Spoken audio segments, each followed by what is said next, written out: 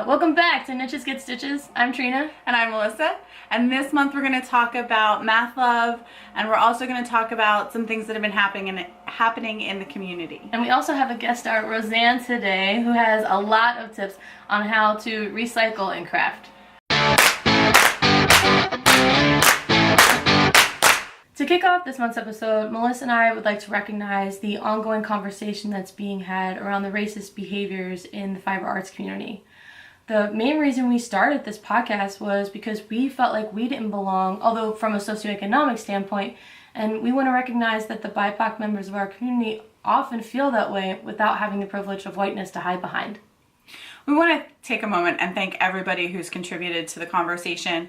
It takes courage to speak to our white fragility, knowing that your ideas will be dismissed and your feelings will be diminished. So just thank you to everybody who shared a truly personal story for our educational benefit, and thank you for calling us out on our bullshit.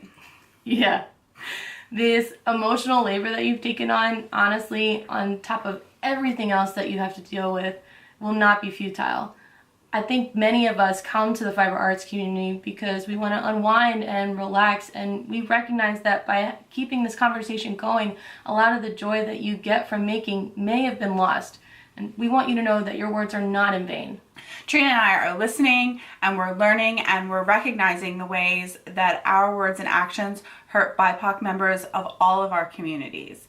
If you would like to add to the discussion, please leave a comment below. We would love to hear from you. Just again, from the bottom of our hearts, thank you so much for all the work you've done. Yeah. Thank you so much for bringing it to our attention. Thank you so much for continuing the conversation even after all the hatefulness you've received back. Yes. Thank you. Let's move on to the rest of our segments. Let's first catch everybody up on what else we've been doing this month. I honestly haven't been doing that much. I don't know, I guess all that furlough time I didn't spend watching TV, I'd use this time to do that. I left my job about a year ago, and so the one thing I did do was somehow this month I was super motivated to hang out with all of my friends, and I made plans with every single one of my friends groups, which was really nice to like go and grab dinner and catch up with everybody. At the place that I worked at before, you could only work there for 5 years and then you had to go. So a lot of the people that I worked there with have also moved on, or they're moving on right now. And so I've been to a number of farewell parties. Just last night I was at a farewell party, and so it was really great seeing everyone. And I hope, maybe I know I said before I'm not into resolutions, but one of my resolutions mentally is always be a better friend. So I'm glad that I'm somehow keeping up that one that I didn't intend to do. Yeah, what about you? So the last time we filmed it was kind of the beginning of my birthday weekend, so we finished out my birthday weekend. We all went to brunch. Trina brought me home, so she walks in the house and she's like, you need to eat this right now, birthday part 2. She had found and brought home sticky toffee pudding, which is my favorite thing in the whole wide world. But the story at the restaurant and how they like talked to her because she was going to leave with it. They were very, you're going to leave with this? Yeah. What do you mean you're going to leave with this?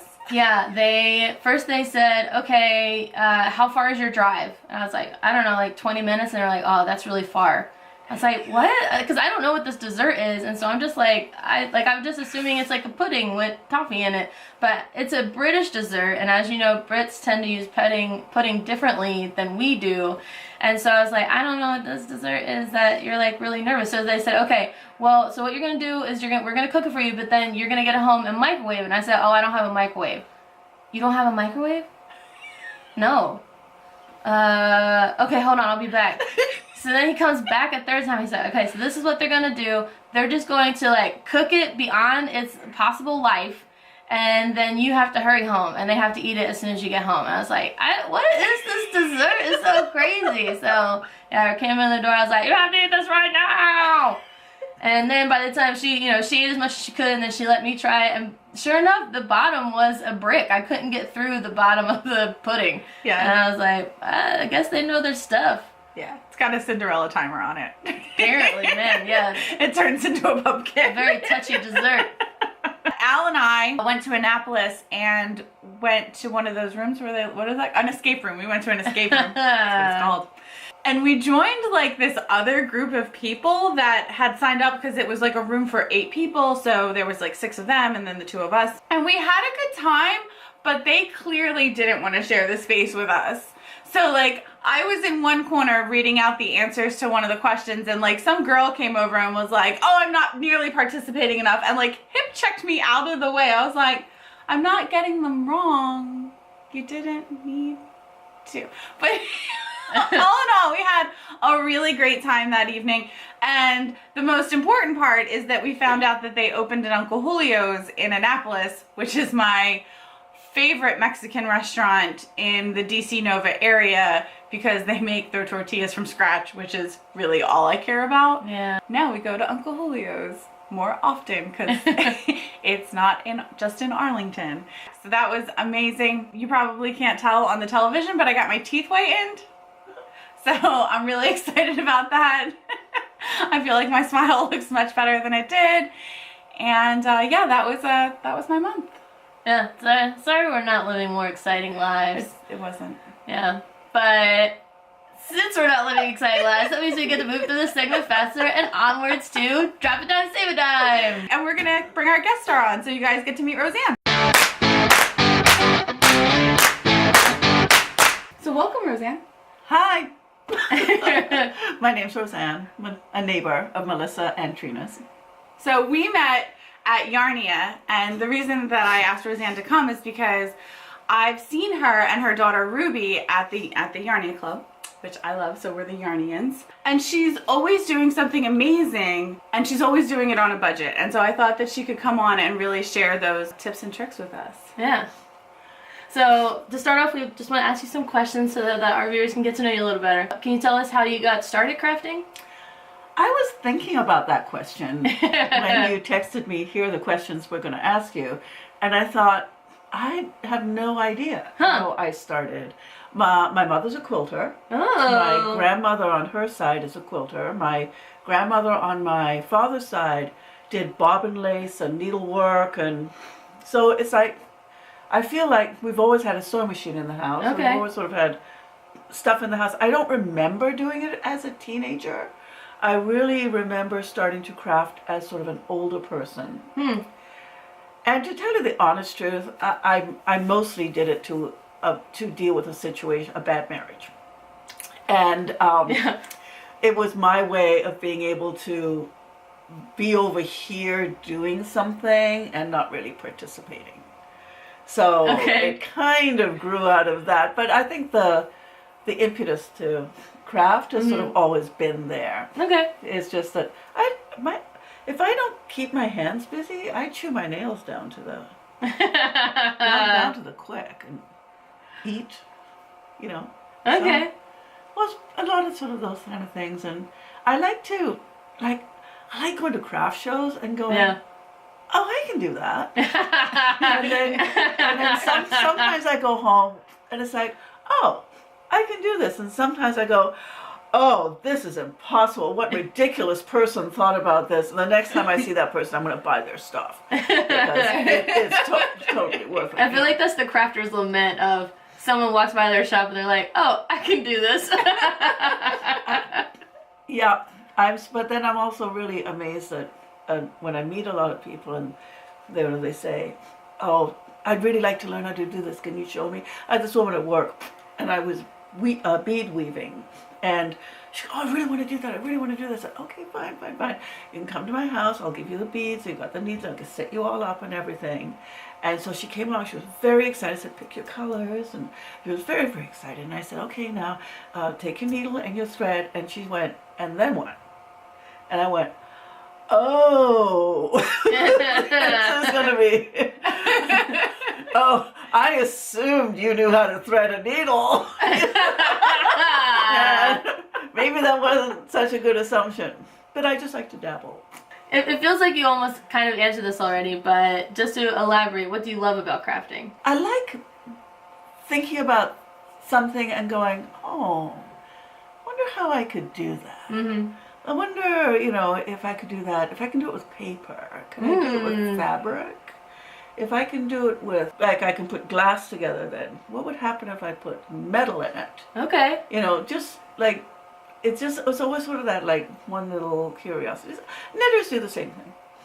You know, it's like, well, if I can do this, then maybe I can make it look like this, or maybe I can, you know. I feel like that calls back to your Fair Isle thing, where a lot of knitters just jumped into Fair Isle because they're like, oh, it's just knitting with 2 strings. I can do this. Yeah. So they do it. They do it.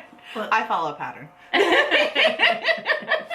Fair Isle, yes, definitely the pattern. But you know, I don't have a huge budget.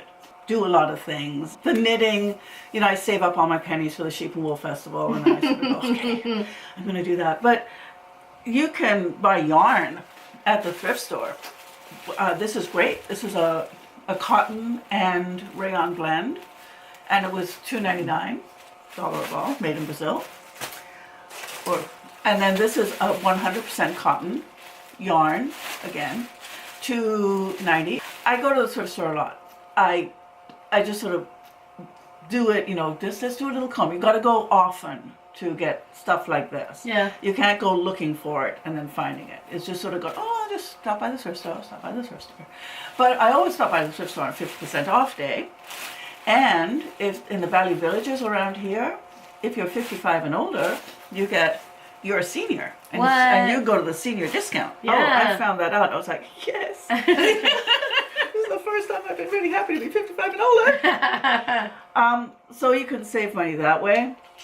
This was just made with paper. It's just paper with an epoxy resin and a button. It's a brooch. And you can just do lots of things with paper. This is just a piece of paper, and it's fold. You know, it's part of the fun. It's sort of like looking at something and figuring out how did they. I noticed it says Levi's written on it. It is. Is it from a magazine? Was it? It was actually a poster ad, so it's got that sort of shiny, glossy paper. Okay.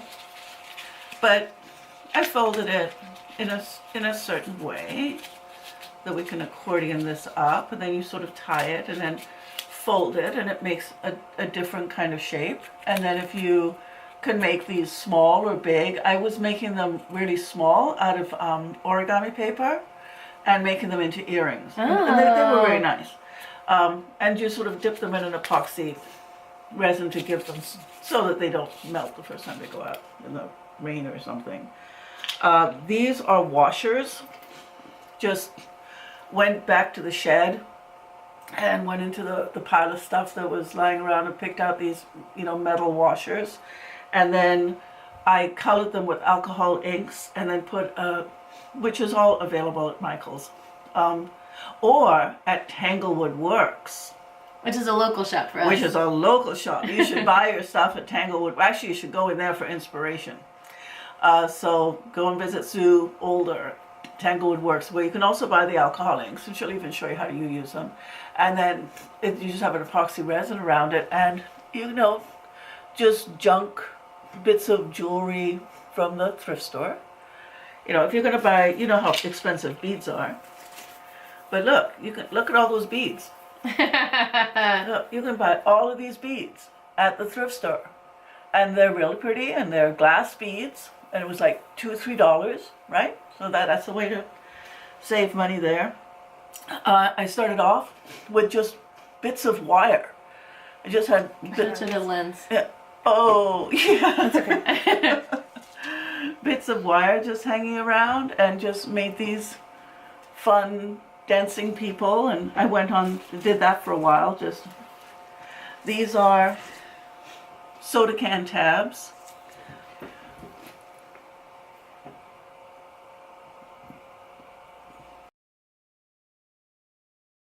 These are also soda can tabs with just random kind of found beads. My daughter Ruby made these. Oh, actually. nice. Yeah, I didn't. We're gonna have Ruby on soon. We are gonna have her on soon. Melissa, she like knits with trash bags. I'm like, that's what I'm talking about. That's a no money crap She right made there. an entire dress out of those soda can tabs. What? Yeah, she'll, if you have her on, she'll show you. That's incredible. This is a CD, and what you do is you Google how to make CD jewelry, and a YouTube pops up. But you put it in the oven and you stick it in the microwave. It bubbles up, and then I just used alcohol inks to color it, and then stuck it in one of those sort of pendant things that you can buy. Don't buy these at Michael's. They're way overpriced. You have to order them, you know, from AliExpress. Wait a few weeks to get them. And then there's things like this. Like I made this out of Capri Sun bags. Classic. It's got all mushed up. Well, those almost look like present bows as well, so you can be making your own homemade present bows. Oh, easily. Yeah. But that is, you know, it's on a, it's just a necklace. Drape it around, and beads from the thrift store, old earrings, stuff like that, just to decorate it up, buttons. So there's really a lot you can do with just found items. And if you really don't know what to do with it, Google it. It's amazing what you can. And you know, once you start Googling one thing, then there's like, oh, I wonder what that one is. I wonder what that one is, and then you get on a roll from there. So yeah. Yeah, the internet's such a great learning tool. Fabulous. I have learned so much, and every time I ask my brother, our brother is very crafty, and every time I call him, I'm like, Tim, I don't know how to do this. What do you suggest? YouTube. That's what he suggests. He suggests YouTube. I'm like, that's very helpful. Thank you. He's like, I live in Denver. What do you want me to say? Yeah, so this is really cool. All this stuff was really great. It was just really interesting, a lot of it. The paper one I never would have thought of, and I personally am like scared of epoxy resin. Like I see so many awesome things made with resin, and I'm like, oh, that seems really intricate and delicate, but you make it look so easy. No, the hardest part with epoxy resin is once you dip it in, it's like, okay, now do I stand here for 24 hours while this dries? And so you kind of have to like think ahead and go, okay, I'm going to stick a pin in it and pin it to a wall, or I'm going to stick a thread in it and do that kind of thing. But that's just really the hardest part. Is sort of thinking ahead. But it's durable. I don't know if y'all can hear that. It makes it really durable. Well, thank you so much for sharing all of this. If you had to collectively give maybe 3 pieces of advice on saving money while crafting, what would they be? Well, the thrift store and the dollar store are definite pluses. Share with your friends. It's amazing how sometimes you can just put a call out to your friends. Oh, does anybody have any? And people just like, oh yeah, I've got some of that in the like wire or plastic tubing, that kind of stuff. Don't go out and spend a lot of money at first, because you don't know if you're really going to like your project until you try it first. So you do it with things that may not be the look that you're really going for, but you're sort of trying to figure out if it'll work. Yeah, I feel like I get wrapped up in that a lot too, where I think like, oh, everyone says that this is the best brand, so this is what I should go for, but it's too expensive to start out on. Yeah. And so you might not even like it. So, I think a hard choice is like I think it's important, and especially in crafting, to like grow into expensive stuff for sure. Yeah, ask me about my first set of socks. The ones that never happened? Yeah, the ones that still have a broken DPN in them. Right? Right? Because sock yarn can be $30 if you let it be. So don't do that to yourself. Spend the $1. Easy. Well, thank you so much for sharing all of these. We're so grateful to Rozanne for all of those wonderful tips, and we mentioned earlier that we're also going to talk about math love, so I'm going to let Melissa take that away. Rozanne is absolutely correct. In the beginning, you shouldn't invest a lot of money, but if it is something that you find out that you love and that you want to expand and you want to, right, then you're allowed to spend money. I absolutely believe that I am allowed to spend money on knitting. Like, trust. I wanted to go over kind of how I make that work in my mind, because I do have to stick to a budget. And so I have 2 blankets to show you with very different price points, okay? So, for example, I finished this blanket, y'all, by the way. Hey! Yeah, so... You blocked it and everything? It's blocked and everything. Nice. Yeah, washed, blocked, ready to rock. I have to weave in the ends because I never do that. So I finished this blanket. So the price point on this blanket was $70. And the yarn that I used for it was 100% baby alpaca. And I purchased that in Lancaster. And so what happened is that while Trina and I were on a trip to Lancaster, I made a stop at every yarn store. And one of the yarn stores, the lady had these huge cakes, huge. They had 300-ounce cakes for about $20. So I called her and asked her to ship those to me. And with the shipping and everything, it turned out to be like $70. So for 2 of those cakes, I was able to make this blanket. This blanket took me upwards of almost 3 months to make, really, because I taught myself to crochet. It took some time, stuff like that, right? And so this blanket took about 3 months. So in my mind, that meant that I only spent about $25 a month on my craft for this project, which is totally allowable for me and within my crafting budget. So this blanket, and Bridget is going to call me and yell at me when I announce the price of this blanket. So this blanket's yarn, I still bought it on sale. Like, I didn't even pay retail for the cost of this yarn. This blanket still cost me $233.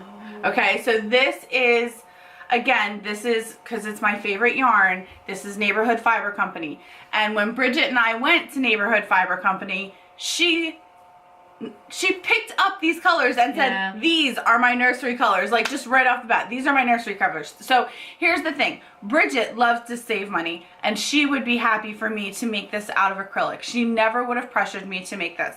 However, this is double knit, which means I have to hold 2 strands at the same time, and I'm gonna have to work on this for at least 2 months. Whew.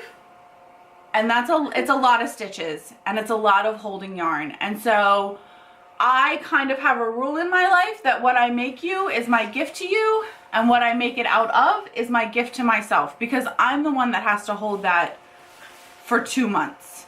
And I would much rather hold natural fibers.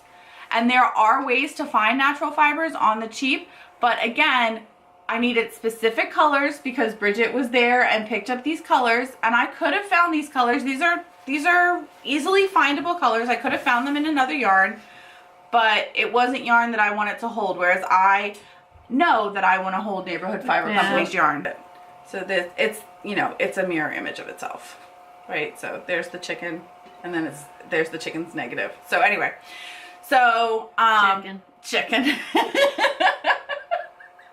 So this blanket cost me roughly $120, and you can take that down even further. So let's say that this will take me roughly, I knit about 4 to 5 hours a day over a 60-day period. So 4 times 60 is 240 hours. So really, that's $1 an hour.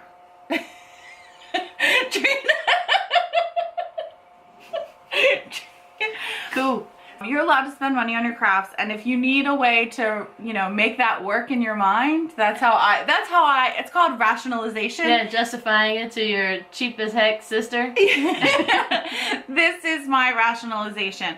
And there's some other good feelings about knowing that I supported a local business. Yeah. Neighborhood Fiber Company is BiPic owned, so I got to do that, and I got to give a gift, and I got to hold yarn that I really wanted to. I have a ton of justifications. I can justify all day long about buying yarn, but at the same time, you can also do it on less of a budget because the 100% baby alpaca. So I only spent 20 cents a minute on that versus $1 a minute or $1 an hour.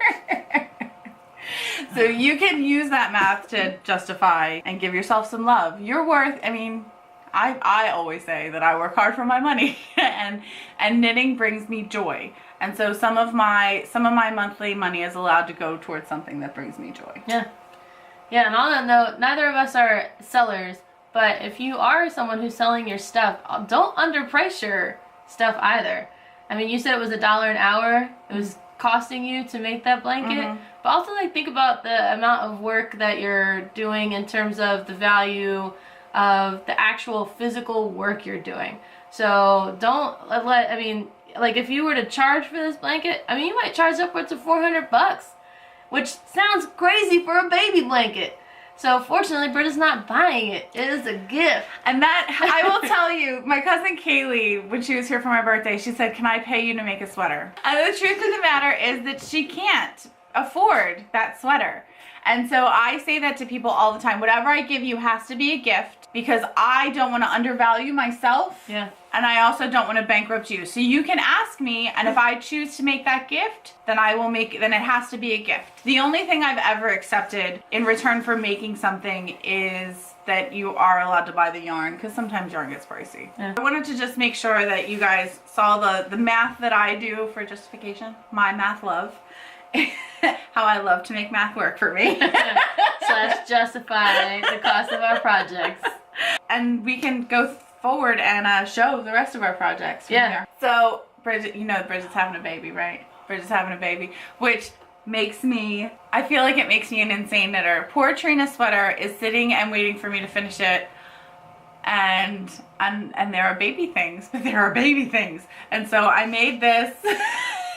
I'm out of a whim. Somebody showed up at Yarnia with like bags and bags full of free yarn and said, have at it. So I got this yarn for free. This is Purl Soho's worsted.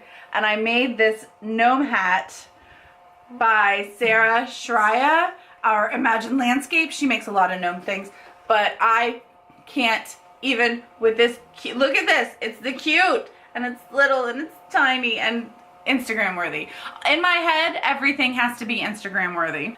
That is so I made that hat, and then I also, so I made matching bonnets for mommy and baby, and this is, look at the tiny, and so this is Beloved by Tin Can Knits. Again, this is in Neighborhood Fiber Company. This is the Oliver color that Bridget picked out, so like everything matches. And then I made the mommy version. So she could match the baby. And I was gonna make one for the dad, and the dad put the kibosh on me. Brooks smacks me down. I'm halfway through his hat, by the way, and smacked me down. I will never let Bridget post a photo of me in the bonnet. Brooks? Trina has opinions about that, but to Bridget's point, she's right. I shouldn't waste like my time and my energy knitting something that Brooks will hate and not wear, and so I'm gonna make him a beanie. It's fine. Stupid. Everyone's got beanies. And then again, this is the Call the Midwife blanket. It's a Patons booklet from 1950, so it's not published anymore, but it is on littlemonkeyscrochet.com. And the animal baby blanket, I will tell you that I can't find the pattern on Ravelry anymore. I must have gotten it forever ago and it's been discontinued. So, but if I Googled it, I was able to find it. So this is, if you love to double knit. Who does love to double knit? I do. It's a lot of fun. Every line, I love any kind of color work because it keeps me going, because what will the next line be like, and what will the next line bring to the picture, and what will the next line bring to the, so I love color work for that. This is the Animal Baby Blanket by Lynda, Lynda, not Li, Davies, and that's how you have to Google it to find it if you want it to find this pattern. And it's, so I'll tell you, because you may see it completed in the next episode, or it might be completed and it might go to its home, because you know how that's how our stuff rolls sometimes. So it's 5 panels of different animals. Okay. So I'm on the second panel, and then 3 more after this, and then everything else is going to live. Bridget's shower is March 30th, and so everything goes to live with her. Yeah. Bye. Bye. So I only have one project, and it's a surprise gift, so I can't show it yet because I haven't been able to deliver it. But I was able to accomplish our Knitch-along. I made something for someone that I love with a bit of a love theme to it. So it was kind of exciting that I conquered that. And so here is a shot of all the French knots that I did. And here is the back of all the French knots that I did. Same.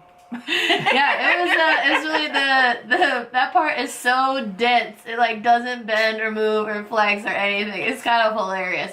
And then I bought a special frame for it. It hasn't arrived yet, so I can't review it.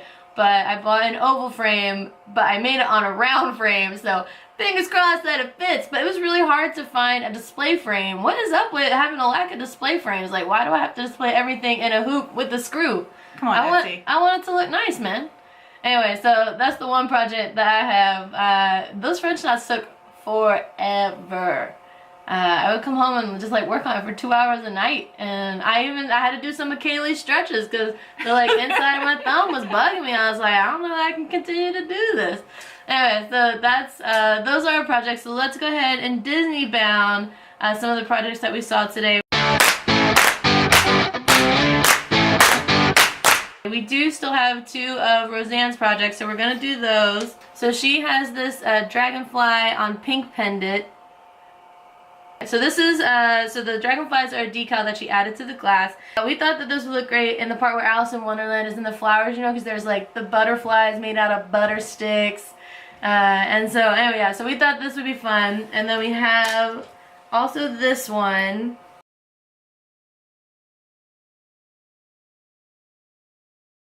So this is another washer with the alcohol inks, epoxy on it, and found beads, and we thought that this would look perfect on Cusco from Emperor's New Groove. Man, yeah, this would go super well with his red and yellow robes, and honestly, it's a little Incan looking, so yeah, we thought it'd be super fun if we did that. So let's talk about my Disney bounds. We think that this bonnet is perfect for Doc from Snow White and the Seven Doors. It's pretty good. It's kind of the same color. Yeah. So we're Doc. The hat that I made for the baby we think is perfect for Merryweather. From Sleeping Beauty. Yeah. The one dressed in blue. Not the blue fairy. Not to be confused with Pinocchio. Yeah, so it's got a little tassel. Alright. Yeah, so those are our Disney bounds for the week. If you saw anything that we made and you could recognize another great place that it could live, let us know in the comments below. The Disney bounds, that's my favorite segment because it's just so silly, the stuff that I feel like we're coming up with.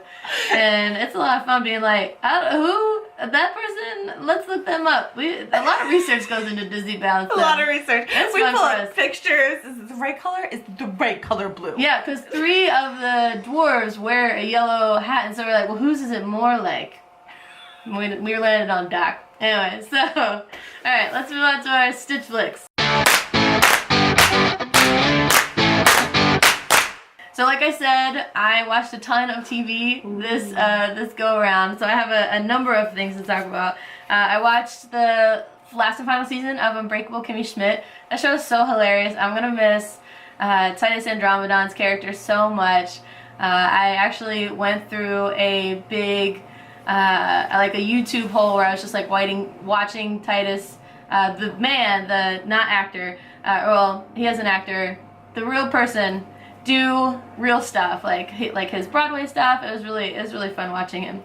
I watched the assassination of Gianni Versace. That I didn't know what to expect, but it had won a bunch of awards in last year's season, and so I was like, oh well, again, I like American Horror Story, and it's by the same creator, and so I was like, I'll watch this, and it was really interesting. I'd been to Miami Beach, and his house is right on A1A, and so I was like, so someone told me like, oh, that's where, you know, Gianni lived, or Versace lived, and where he was also murdered, and I was like, what? I didn't even know that part of life, even though it happened in '96. So I was like a teen. So I'm like, I would have read that in the news, but I completely missed it. Did the show focus on the murder and the investigation, or did it focus on his life leading up to the murder? Everything leading up to the murder. Okay. Yeah, the investigation was almost barely a part of it. Okay. Yeah, it was good. I liked it a lot. So now I feel like I need to watch the O.J. Simpson one too. Yeah, because I watched the Coco Chanel. Because, like, I'm not really big into fashion. I just kind of recognize names sometimes. Yeah. But I watched the Coco Chanel one, and I really loved that because she got her start in, like, World War II. So how to make fancy things with no money. Yeah. Ooh. We should review that then. Yeah. She started with jersey knit. Like, she made all those suits out of jersey. Like, who does that? Yeah. Yeah, anyway, it was really good. The actors did an incredible job. And it was super fun because the person who murdered Versace was half Filipino, half white. And I thought, ooh, where are they going to find that person in Hollywood? And it just happens that Darren Criss from Glee is half Filipino, half white, and he did an incredible job. I was like convinced that he was a psychopath. It was really good. I watched Rick and Morty season 3. I'm super behind on that, I know. My friend Spoon loves Rick and Morty. He convinced me to watch it. I don't care for it. But I do finally understand Pickle Rick, which is a big thing. I don't know. I don't care for that show. I think I'm too mature for it. Like, some of the jokes are mature, but also a lot of jokes are you mom? Are like fart and poop jokes. Yeah, I'm like a mom at it. I'm like, I don't understand why the kids are watching this. So sorry about that, anyone out there. I don't remember the full title, but I watched the new Carmen Sandiego cartoon on Netflix. Oh, I didn't know. Yeah, so as a kid I was obsessed with the game show that they had. We also were obsessed with the video game. And so I was like, I didn't know what going to. It was definitely a kid's show, but it still had a good story. It was watchable. I didn't feel like I was forcing myself to watch it, so yeah, I liked it a lot. I watched The Umbrella Academy, which was awesome. It was so fun. The soundtrack is fire. The acting was great. A lot of faces that you might recognize, which was fun. So yeah, I super recommend The Umbrella Academy. I watched You with Penn Badgley and Shay Mitchell. I don't remember the main actress's name, but I hesitated to watch it because, as you know, I watched Pretty Little Liars. I suffered through Pretty Little Liars. And so when I saw Shay Mitchell was in something, I was like, I can't go back to Pretty Little Liar people. But then Al watched it, Melissa's boyfriend watched it, and he thought it was, and Bridget also recommended it, and so I watched it, and it was good. Another guy, Penn Badgley, did a great job at pretending to be a psychopath. Al joked that he almost felt like he was cheering for them at the end of it, and I was like from a woman's perspective, I was definitely not cheering for them. Okay. I was like, leave him immediately. That's the one about Ted Bundy? No. It's just this guy who meets a girl and he becomes kind of obsessed with her and stalks her and. Oh, okay. Yeah, it's a story. Okay. Yeah, I don't know the one about Ted Bundy. And then I watched Russian Doll. I love Natasha Lyonne, and I was very excited to watch that. And that was also very good. In that one, she dies and keeps coming back, and so they have to figure out how to stop from dying and how to keep living, and it was a lot of fun. I liked that one a lot as well. And I only remember watching one movie. I made this list right before we started filming, so I might have missed some movies, but I watched Tag, which I was pretty excited about, mostly because of the cast, and it was fine. It was, I guess, because it was based on a true story, you know, you always think, like, if my life were made into a movie, who would portray me?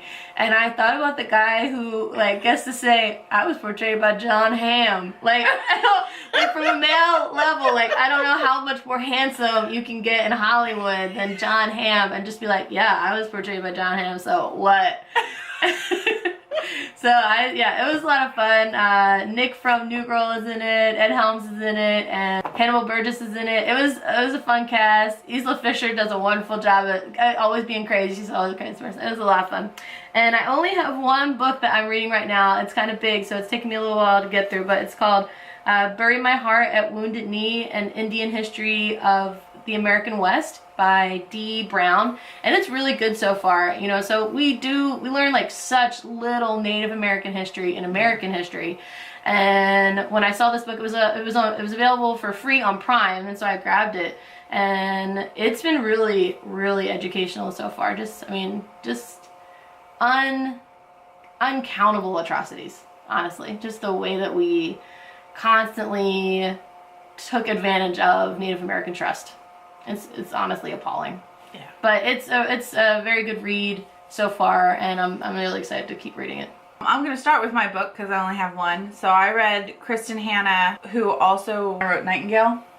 She wrote a book called The Great Alone, it deals a lot with PTSD after Vietnam when they weren't treated well. Oh. The dad suffers from PTSD. They move to nowhere, Alaska. And I'm not even, like, they go to the furthest outpost, and then they have to take a ferry to get to their nothing town in Alaska. The isolation and what it's like to actually live off the land when there's no jobs, and what it means to live in Alaska when it's dark for 6 months out of the year, and how that darkness, that seasonal affect has an effect on your PTSD. The book was overly sad. Like, it was overly dramatic. So the dad, the dad is awful and the mom won't leave him and all this kind of stuff. But the ending of the book, I'm just going to tell you, the ending of the book didn't need to be nearly as ongoing and sad as she made it. Just more crying for no apparent reason. And I'm really not into that. Like, I like books that are upbeat and happy, and I can't trudge through so much sadness. So I will tell you that the imagery and her portrayal of Alaska was phenomenal. The language, the words, the picture she drew in my mind about that out there Alaska was incredible. Let's hope another Stephanie Plum book comes out soon to wash away all that sadness. So much sadness. I still have an Outlander book. It'll be fine. so much sadness. For TV, I have really been wanting to rewatch House, and then Amazon made that completely acceptable and put it on Amazon Prime, and so I rewatched the House. I apparently never watched the last season of House, so I got to the last season, and then I understood why it got canceled. Honestly, it jumped the shark so clearly. I would almost tell you that I can never pinpoint the moment that a show does. It jumped the shark. Dang, I've never watched House. That's tough. Yeah, so I still have not finished watching the last season of House. Is the moral of that I'm almost the story. same way. I'm just so happy to be entertained that you could honestly show me anything in a show and I'll continue watching it. So I never recognize a Jump the Shark episode, but that's hilarious that you're like, oh, this is it right here. I can actually pinpoint it. So Trina was watching it, and it's not on her list, so I'm going to put it back on my list. I came in, and Trina was watching Deadpool 2, and she was laughing out loud, kind of every 5 minutes. And I love it when Trina laughs at a show, because whatever that show is, I just then need to watch it, because it made Trina laugh. I watched Deadpool 2. I also, along with the BBC, I've also noticed that Netflix or Prime, one of the two, I want to tell you that it's Prime, has been offering these Agatha Christie mysteries. Ooh. And so I've been on an Agatha Christie kick, and so I watched the ABC Murders, and that is the Poirot character that she wrote. And if you've seen him portrayed in earlier works, he's a little bit silly, a little bit fun. This one was played by John Malkovich, and he was... John Malkovich don't do silly. Yeah, John Malkovich doesn't do silly. He does poignant and sad and thought-provoking. So... Even Kenneth Branagh's Poirot is kind of a little goofy. Yeah, not John Malkovich's at all. Oh, John Malkovich, such a treasure. It was fun to watch, honestly. So I watched the ABC Murders with John Malkovich, and that's a mini-series. They're not, I think it's 2 or 3 episodes, right? And the same thing with Ordeal by Innocence. Ordeal by Innocence was also just a 2 or 3 episode and had a great cast. It had Scrimmager from Harry Potter on it. Scamander? No, the Ministry of Magic After Fudge. Minister of Magic After Fudge. I like Harry Potter, but not as much as this one. So it had people from the Harry Potter cast in it, which is fine. And then I also just kept up with my shows because they happen to be on right now, so I'm completely up to date with Call the Midwife. This season is phenomenal. They're 100% facing illegal abortions just head on this whole season. They just tried, so it's the 60s, and they're trying to open a birth control clinic right now. They're trying to raise the funds for that. They just found out that one of the nurses' grandmothers is performing backdoor abortions. Oof.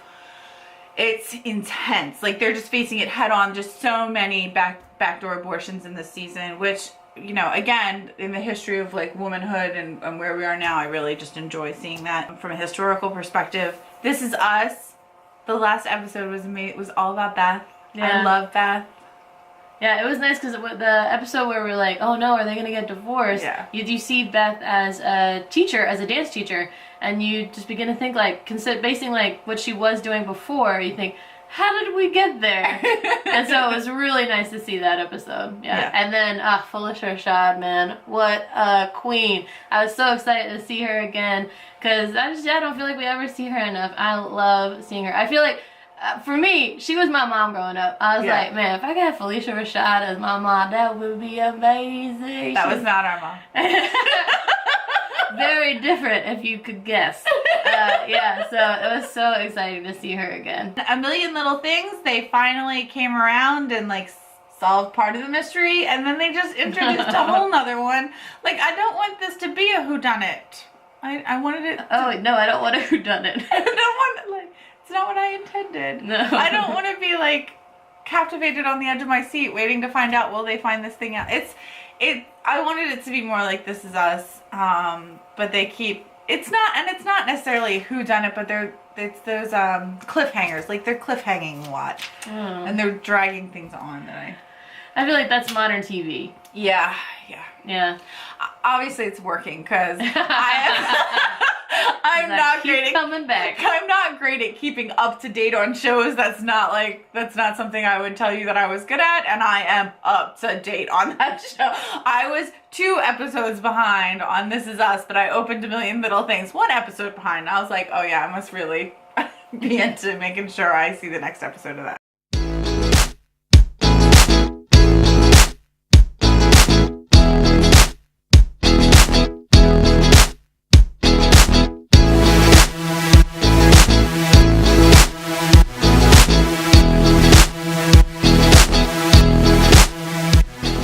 Thank you again so much for tuning in. We're honestly having such a good time making this. We hope that you are enjoying watching it. If you have any ideas for future Make It or Take It's, or for Drop a Dime, Save a Dime, let us know in the comments below. We're trying to be better about Instagramming, so if you think that that's something you want to do, follow us there as well. Let's check in with Craftus to see if he has anything that he'd like to add to this month's episode. I know you're tired. I know you're hurting. And I wish I could say something that was classy and inspirational. But that just wouldn't be our style. Pain heals. Chicks dig scars. Glory lasts forever. That's very astute, Craftus. I hope those words help heal some of our community. We hope that we see you for next month's episode. Stay sharp, niches. And don't be a prick.